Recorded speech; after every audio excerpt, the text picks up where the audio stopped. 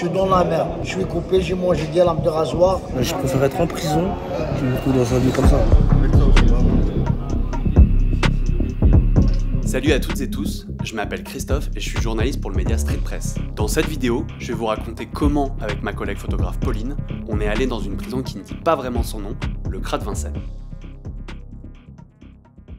Alors déjà, c'est quoi un CRA ? Un CRA, ça veut dire Centre de rétention administrative. En clair, c'est un endroit géré par la police où l'on emprisonne des étrangers que l'administration française veut expulser. Ces personnes ne sont pas là parce qu'elles auraient commis un crime ou un délit, mais parce que l'État français considère qu'elles n'ont pas le droit d'être sur le territoire. Les CRA, ça a été créé en 1981, et aujourd'hui, on en compte 21 en France métropolitaine et 4 en Outre-mer. En 2021, plus de 42 000 personnes y ont été enfermées, selon un rapport d'association de défense des droits aux étrangers. Le CRA où l'on expulse le plus de personnes se trouve à Mayotte. Un CRA devenu la bête noire des associations et du défenseur des droits de l'homme. Nous n'aurons pas le droit d'y pénétrer. En 2021, plus de 26 000 personnes y ont été retenues. C'est énorme, ça représente 2/3 du total des enfermés en France.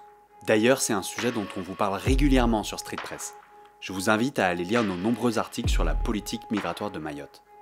En métropole, un des plus grands CRA est à Vincennes, c'est aux portes de Paris. Là-bas, 2454 personnes y ont été enfermées en 2021. Et c'est justement celui-là que j'ai pu visiter. C'est une sorte d'exclusivité car comme dans une prison, on ne rentre pas aussi facilement que ça dans un CRA.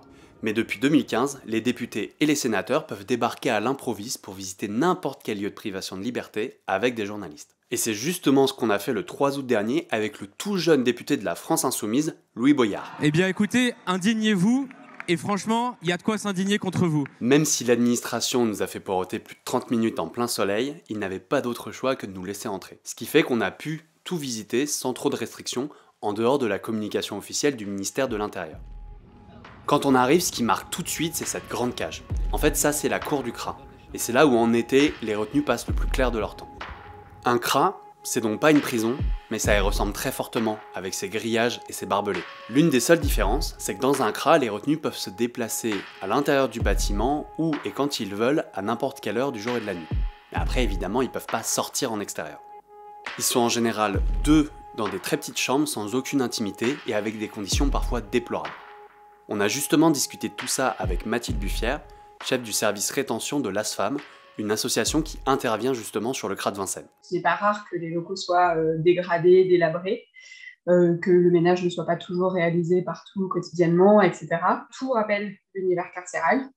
Il y a des grillages, il y a des barbelés, il y a une surveillance constante par caméra. Les personnes peuvent être placées à l'isolement si jamais il y a un problème dans le centre. Il y a des injonctions au quotidien par la police, il y a beaucoup de bruit, des appels au microphone, etc. Donc tout ça rappelle beaucoup l'univers de la prison. Et puis les journées sont marquées aussi beaucoup par l'attente et par le fait qu'en fait, il n'y a pas du tout d'activités qui sont organisées dans les centres de rétention. Éventuellement, il y a un baby-foot, une télévision, mais il n'y a rien du tout qui occupe la journée. Les retenus, comme on les appelle, sont en moyenne enfermés pendant 22 jours. Un chiffre qui n'a fait qu'augmenter ces 5 dernières années. Par exemple, en 2016, la durée d'enfermement était de 12 jours et demi. Quand on est arrivé, une quarantaine de personnes sont directement venues nous parler pour dénoncer leurs conditions. Ils avaient leur dossier à la main et parlaient à tour de rôle. Parmi eux, il y avait Harouna et Tahrir. Harouna a 44 ans. Il est arrivé en France à l'âge de 6 mois dans les bras de sa mère, mais il n'a jamais été naturalisé. Fin juillet, à la fin de sa peine de prison, il est emmené ici au CRA de Vincennes pour être renvoyé au Mali. Ma femme, j'ai la mère de mes enfants, elle est française.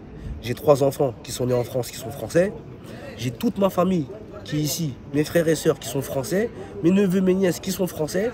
J'ai toute ma famille ici, puis j'ai rien au Mali. L'un des cas qui m'a aussi le plus marqué, c'est celui de Tahrir.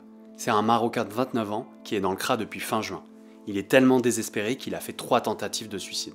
Je suis dans la mer, je suis coupé, j'ai mangé des lames de rasoir, des concombre. Il nous a montré des radios avec des lames de rasoir dans le ventre et aussi ses bras couverts de scarifications. Le lendemain de notre visite, on a appris par Harouna qu'il avait à nouveau refait une tentative de suicide. Et ça, c'est des événements malheureusement très courants dans les CRA. C'est vrai qu'il n'est pas rare de constater des tentatives de suicide, de l'automutilation, des grèves de la faim, le fait d'injecter des corps étrangers.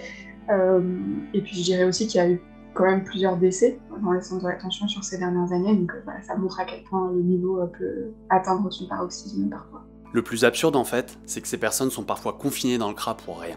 En 2021, en France métropolitaine, 51% des retenus ont fini par être relâchés. Alors pourquoi est-ce qu'il y a autant de libérations? Donc quand les juridictions libèrent des personnes, c'est qu'elles annulent des décisions de la préfecture, soit parce que ces décisions ne respectaient pas les garanties procédurales qui sont associées, et donc du coup il y avait un problème de légalité de ces décisions-là, soit parce que dans la décision, la préfecture ne prenait pas suffisamment en compte la situation individuelle des personnes, ou violer certains de leurs droits fondamentaux en prenant ces décisions-là.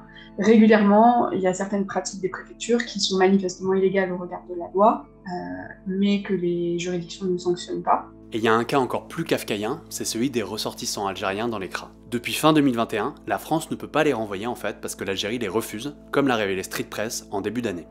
Et pourtant, ils continuent à être enfermés, comme Abdelkrim ou Mourad, que j'ai rencontré au CRA de Vincennes. Une situation qui ne va pas s'améliorer parce que la tendance elle est plutôt à l'ouverture de nouvelles places dans les CRA. Par exemple, fin juillet, Gérald Darmanin a annoncé l'inauguration d'un nouveau CRA à Lyon qui permet de doubler la capacité des retenus localement. C'est la fin de cette vidéo, merci à vous de l'avoir suivi. À Street Press, on travaille sur ces sujets-là tout au long de l'année.